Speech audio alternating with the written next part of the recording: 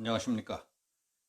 오늘은 대통령까지 조국을 편들고 검찰을 겁박하는가 하는 제목으로 말씀드리겠습니다.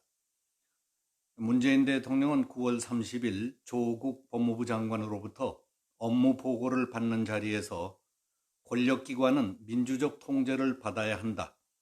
검찰총장은 검찰 개혁을 요구하는 국민으로부터 신뢰받는 권력기관이 될 수 있는 방안을 조속히 마련하라고 조 장관을 통해 검찰에 지시했습니다. 9월 27일 검찰을 향해 절제된 검찰권 행사를 하라고 주문한 데 이어서 검찰의 수사를 받고 있는 조국 장관을 통해 그 자리에 없었을 뿐만 아니라 조 장관을 수사하는 검찰총장에게 또다시 검찰의 반성과 개혁안을 마련하라고 지시했다는 것이 예사롭지 않은 일입니다. 문 대통령은 조 장관이 검찰 특수부 축소와 형사 공판부 강화, 피의사실 공표 금지 방안, 대검 감찰부장 등 인사안을 보고하자 검찰 개혁에 필요한 방안들이라며 그대로 수용했습니다. 이와 같은 대통령의 조치는 조 장관에게는 공개적으로 힘을 실어주고 검찰에게는 경고장을 준 셈이라고 보는 사람들이 많습니다. 그리고 전국의 초점을 조국 수사에서 검찰 개혁으로 전환하려는 것 아니냐 하는 해석을 낳게 하고 있습니다. 이 기사를 보며 지난 7월 문재인 대통령이 윤석열 검찰총장에게 임명장을 주면서 당부한 말을 기억하는 분들이 적지 않을 겁니다. 그때 문 대통령은 윤 총장은 권력형 비리에 대해서 권력의 눈치를 보지 않고 사람에 충성하지 않는 자세로 엄정하게 처리해 국민들의 환영을 받았다.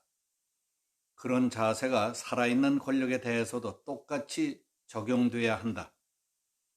청와대든 정부든 집권 여당이든 만에 하나 권력형 비리가 있다면 정말 엄정한 자세로 임해주기 바란다.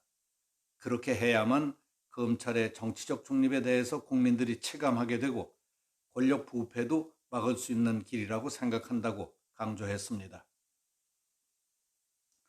문 대통령은 2016년 11월 국정농단 사건 때 그때 현직에 있던 박근혜 전 대통령이 자신을 피의자로 규정한 검찰 조사를 부정하자 강력하게 비판하면서 즉각적인 강제 수사를 요구했었습니다. 문 대통령은 그때 대통령이 검찰의 진상규명에 협조하겠다는 것이 아니라 피의자로서 철저하게 방어권을 챙기겠다는 것이다. 그렇다면 검찰도 대통령이라고 예우할 것이 아니라 그냥 피의자로 다루면 된다고 했었습니다. 그때 한 말이 소신이었다면 조 장관 수사와 관련해서 피의자 인권을 강조하며 검찰에 거듭 경고 메시지를 보내고 있는 지금은 왜 그때와는 정반대의 입장을 취하느냐는 비난이 일고 있습니다.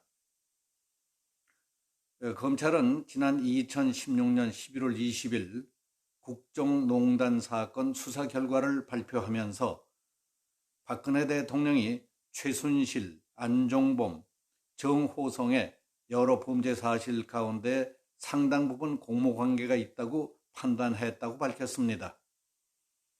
최순실, 안종범, 정호성 씨를 기소하면서 박 전 대통령도 공모관계가 있다며 피의자로 적시한 것이었습니다.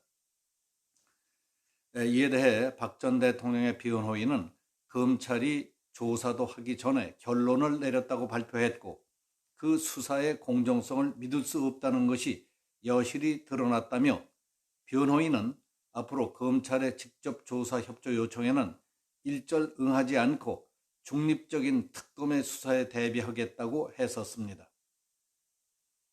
그러자 당시 야당 지도자였던 문 대통령은 페이스북에 박 대통령이 자신이 수반인 행정부의 일부인 검찰을 부정했다. 그렇다면 검찰 지휘 라인인 검찰총장, 법무부 장관, 국무총리 모두 사임해야 하지 않나? 라며 참여정부 때는 법무부 장관이 불구속을 지휘했다고 검찰총장이 사임한 일도 있었다고 했습니다. 위에서 전해드린 대로 대통령이 검찰 수사를 부정하고 조사를 거부하는 것을 강력 비판했던 문 대통령은 조 장관과 그 일가를 수사 중인 검찰에 대해서 인권을 존중하는 절제된 검찰권 행사가 무엇보다 중요하다고 생각이 바뀌었습니다. 대통령이 나서서 직접 검찰 수사를 압박한 것입니다. 이와 같은 문 대통령의 발언에 대해서 자유한국당 황교안 대표는 검찰에 대한 명백한 겁박이며 수사 외압이라고 했습니다. 나경원 원내대표는 피의자 조국 장관이 압수수색 검사와 협박성 통화를 했고 청와대 강기정 민정수석은 조용히 수사하라더니 이제는 대통령까지 나서서 대한민국의 법 질서를 공격하고 있다고 말했습니다. 조국 사태가 우리 사회에 던져준 충격은 매우 큽니다. 그런데 이 문제를 풀어야 하는 슈퍼파워는 더 큰 불안과 실망을 안겨주고 있습니다. 전혀 일관성이 없고 따라서 믿을 수가 없기 때문입니다. 쌍방간에 뒤얽힌 문제를 해결해야 하는 입장에서 내게 하는 말 다르고 상대방에게 하는 말이 달라서야 되겠습니까? 어제 한 얘기 다르고 오늘 한 말이 달라서야 되겠습니까?